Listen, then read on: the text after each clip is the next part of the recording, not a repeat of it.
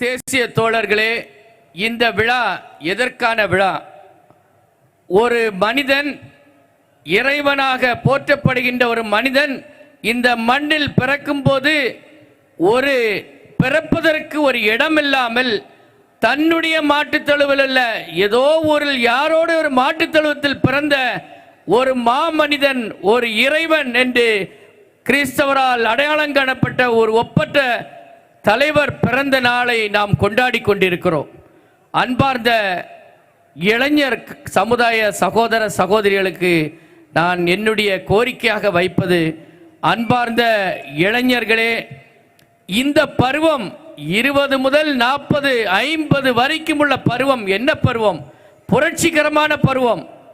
இயேசுபிரான் அவருடைய அந்த 3 ஆண்டுகள் தான், 30லிருந்து 33 வயதில் என்ன புரட்சி ஏற்படுத்தினார். அந்த 3 ஆண்டு கால புரட்சி 2000 ஆண்டுகள் தாண்டி நாம் பேசிக் கொண்டிருக்கிறோம்.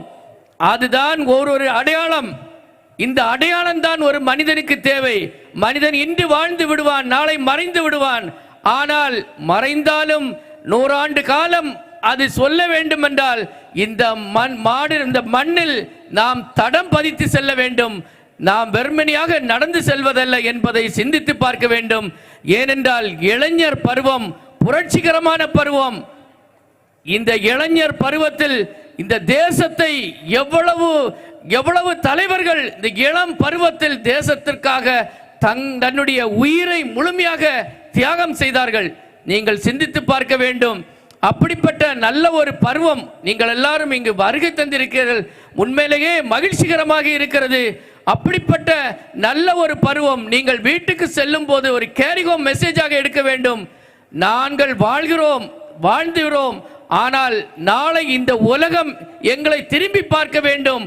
அப்படிப்பட்ட ஒரு தலைவர்களாக தேசத்துக்கு நீங்கள் உருவாக வேண்டும். இது வேடிக்கை அல்ல.